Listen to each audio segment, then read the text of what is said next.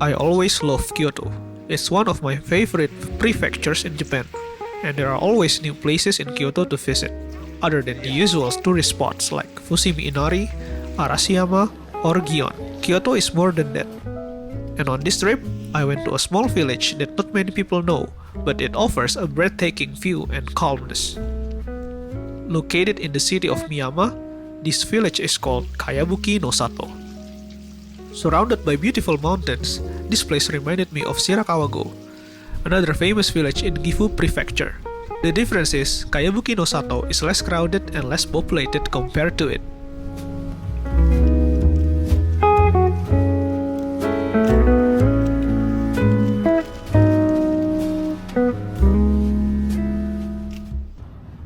So, me and my friend Chaya went to the village rather early in the morning because it takes around 2 hours to get there. Belum. Ano sih? Nggak ada. Coba nih pembunuh itu.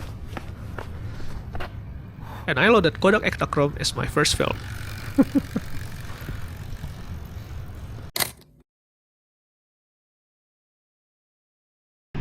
We ran to the station platform and managed to get to the train just before the door closed.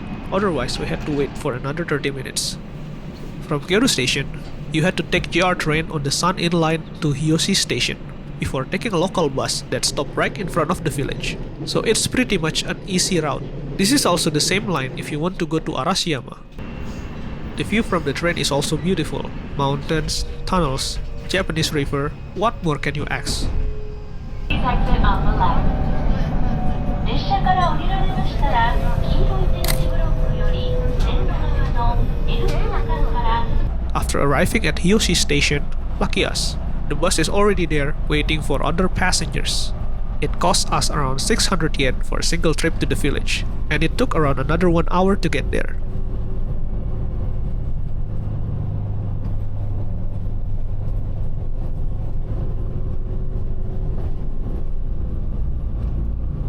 Upon arriving, I was mesmerized immediately by the view. I didn't know that I could see a little bit of snow at the top of the mountain. It was pretty beautiful.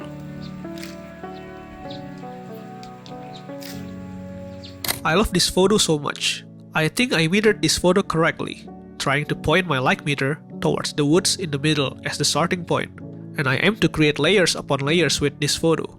First, we have the grass. Secondly, we have the house in the middle as my main subject that I want to highlight along with other houses at the back. Next, we have the woods, or the forest that creates such a unique V shape. And then the mountains, with a little snow spreading across the area at the top. That mountain is surely a winner for me. Some part of it was shadowed by the clouds above it. Some part wasn't. It creates such a nice texture. And lastly, the clear blue sky. I think it is one of my best photos that I took that day. And this one, I also like it very much. It is not as striking as the first one, but still a great photo. You can also see that Ektachrome is a very limited film in terms of dynamic range, because there is a little to almost no detail if you look at the house garage. But the shadow is somewhat still okay to look at. That black shadow is one of Ektachrome's strong points, if done correctly. It is my first time photographing a snowy mountain, so I'm beyond excited when seeing it. Not a great composition, but still such a nice color. I tried to color balance it a bit by sliding the temperature towards yellow, just a little bit because Ektachrome has such a strong blue cast.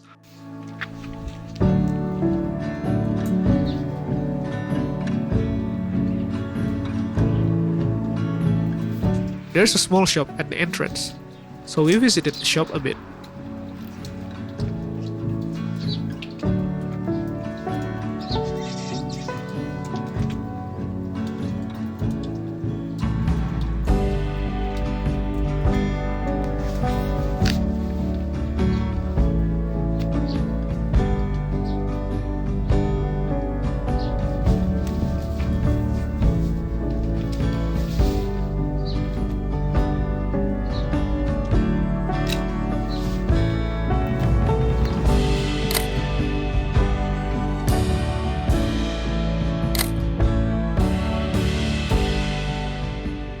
Yeah, no matter how you look at it, that blue cast is still quite strong, isn't it?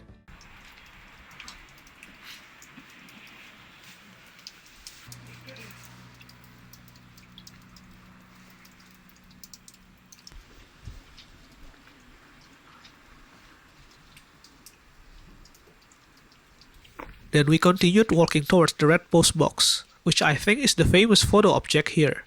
People actually spend their time there to photograph it. And as you can see, the nuance of this traditional Japanese village is really calming.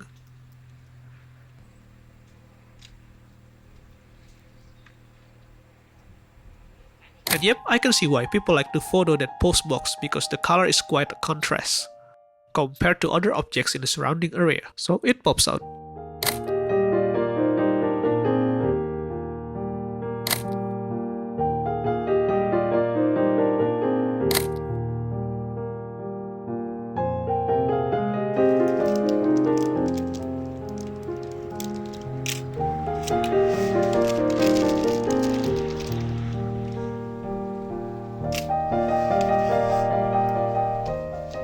I like this one.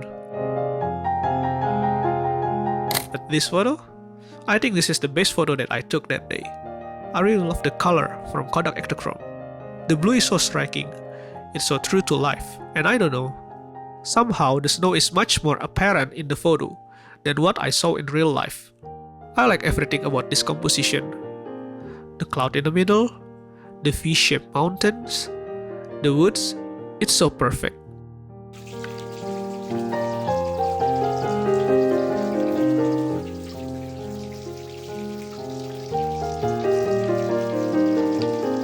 Now we can see the thatched roof from up close. So Kayabuki no Sato is quite different from other traditional places like Shirakawa-go, because people actually live at the traditional house and work here, mostly as farmers. So you have to be mindful of the people, as it is a real private house with actual people living there on a daily basis, although there's a small museum for us to learn more about the culture. Unfortunately, it was closed by the time I visited.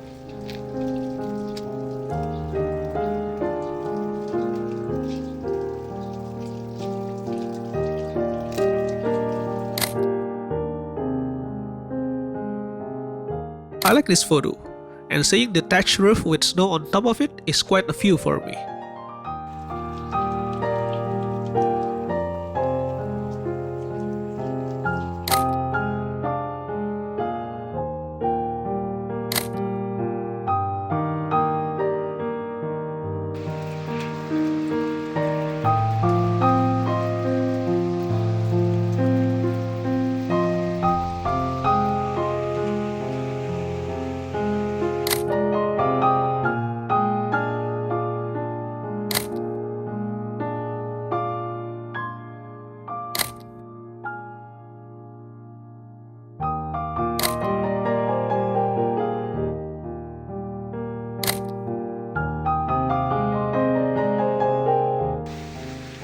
At the bottom, I think it's what used to be a river, but it is now empty.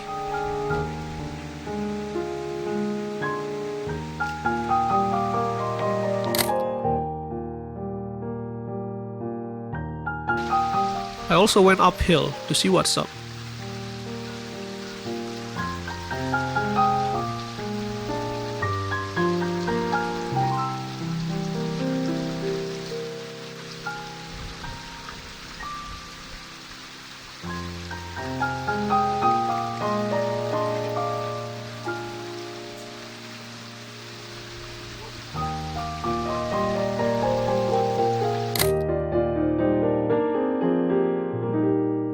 I kinda like this photo. It's kinda abstract, but the green from the moss combined with the white snow is such a nice combination. There's a stair near there, so I went up to go to one of the shrines there, Chiihachiman Shrine.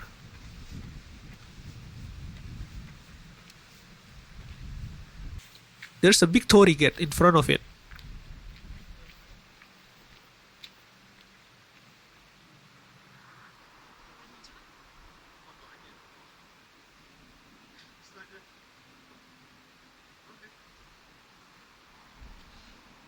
But what struck me the most is the big twin trees near it.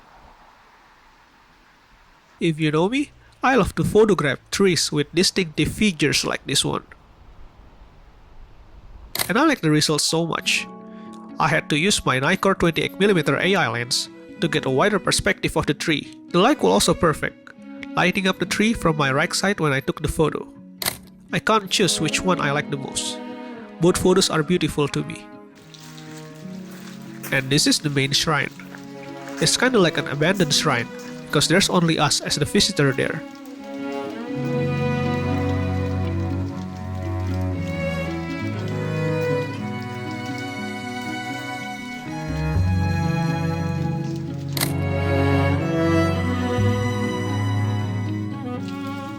Like many of the Shinto shrines in Japan, there's also omikuji here, or fortune slips, where we can pay 100 yen and learn about our fortune for a whole year.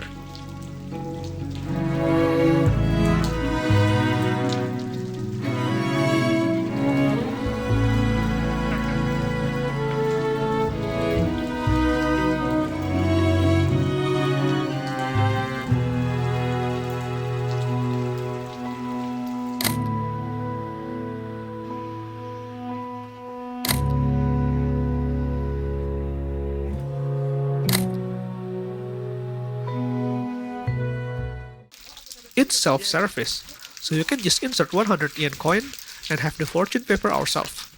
Believe it or not, it's my first time doing it. I never actually done it before.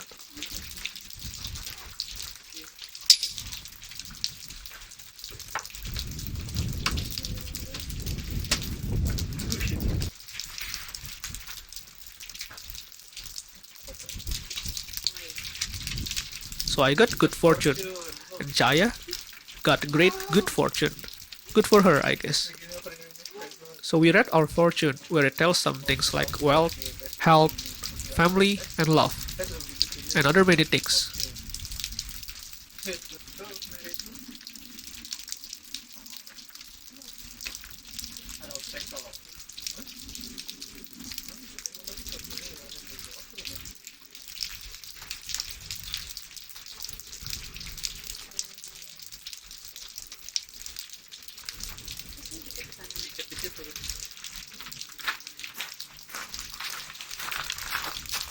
Lalu. Berfokusin. Kebaca. Nice. Oke, udah. We tied it in a designated place, but I just recently found out it is more common that only the bad luck slip that was supposed to be tied there.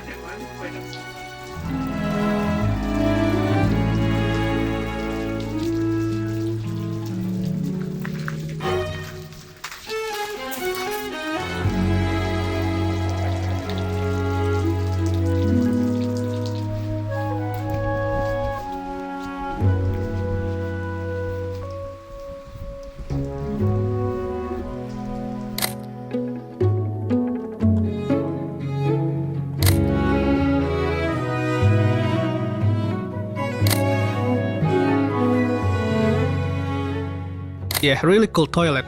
I really like it.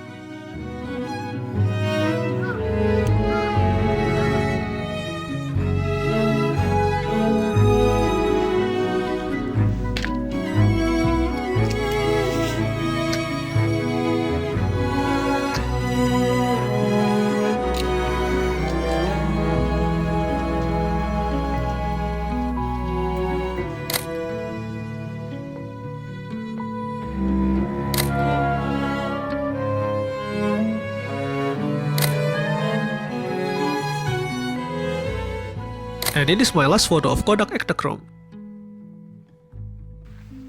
Then, I loaded my next color positive film, Velvia 100, which has already expired and I didn't know when, and decided to rate it at 100. I should have rated it at 80, because it is quite dark and feels like it needs around a third stop more. Yeah, you can see in the photo. Perhaps because of the overcast weather, I don't know. I feel like it needs more light.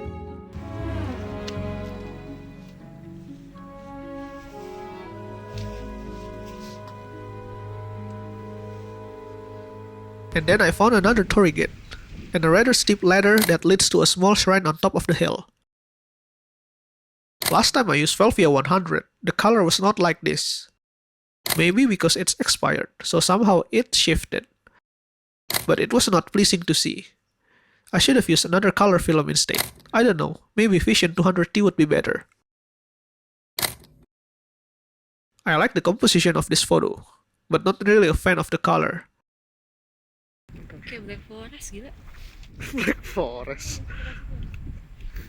Bener.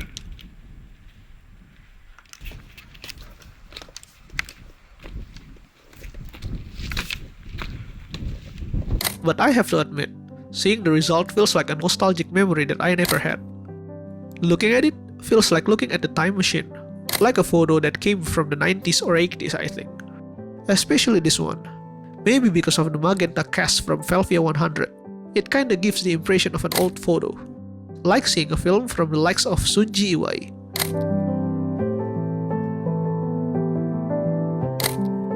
Oh, this place is also a rest area for touring bikers, so you'll often see a lot of bikes in the parking area.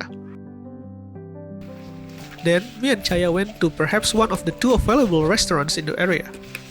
It is a soba restaurant that is locally made here using buckwheat.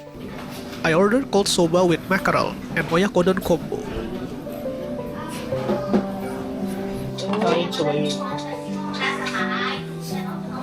Oh, sama aja kayak yang di ini ya? Dipping sauce lo ya di bawah. Di... Ini. Midori. Masih lebih ribet. Apa kan?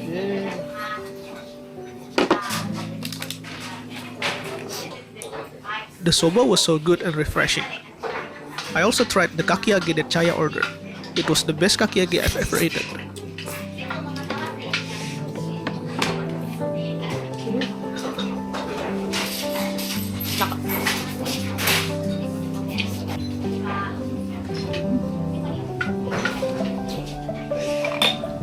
Minumnya gini aja maksudnya.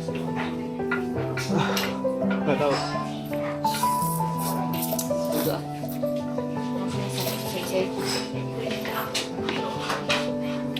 Maksudnya juga bisa langsung iya, ini. iya.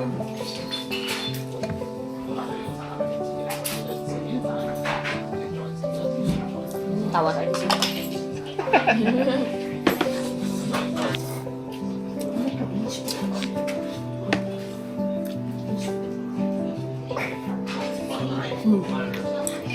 Wasabi.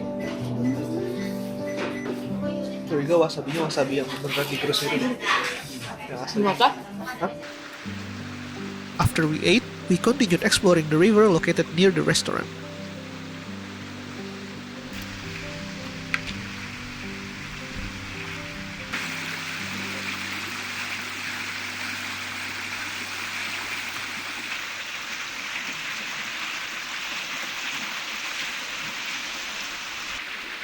Bisa, tapi ini nggak bisa.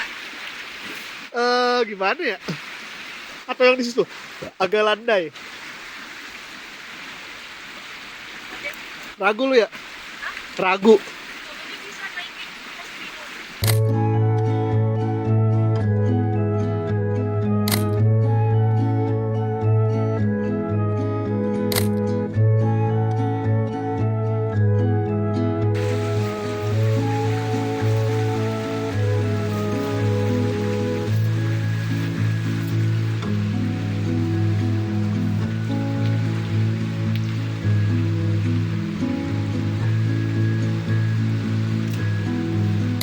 Yeah, not a good photo, I think.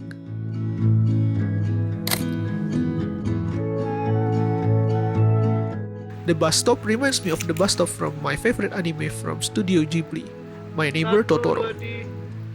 So I asked her to stand there and let me take the photo, and here's the result. I quite like it.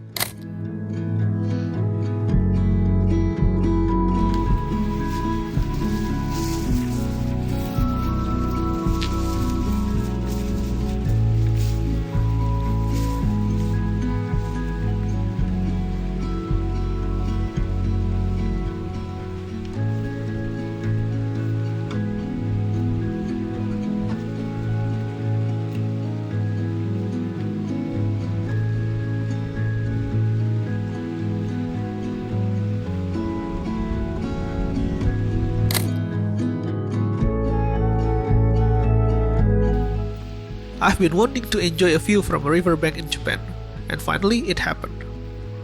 I really like the scenery that I saw that day.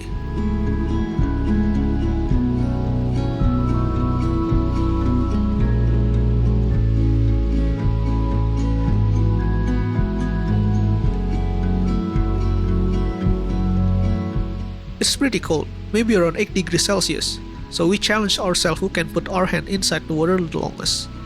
Yeah, it was not a good idea because it was so cold, but it kinda refreshing.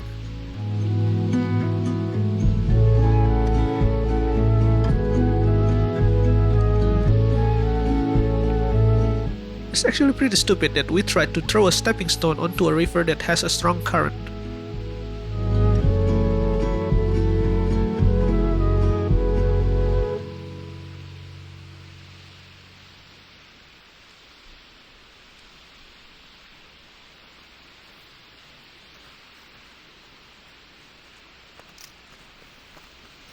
But the photo was not bad.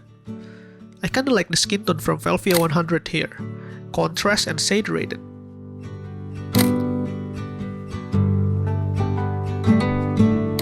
Trusting your instincts, realize that knowing looks different to each. When living authentic, do more exploring. And I also quite like this last photo. I bet it would be better when the sky is actually clearer. Yeah, I see the potential at least. And that's it for today's video. I really love Kayabuki no Sato so much. Walking through this village felt nostalgic, calming, and really a perfect spot if you're looking for a less crowded place. It is also a perfect day trip too. Definitely a memory I have to keep for my entire life. As usual, if you have any comments about this video or this place, give yourself a comment down below. Don't forget to like and share this video, subscribe if you haven't already, and see you on another video.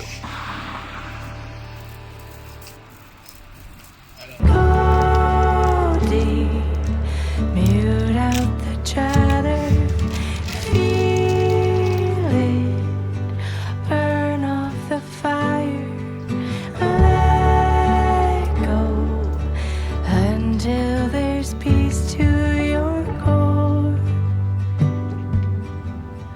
Live a life you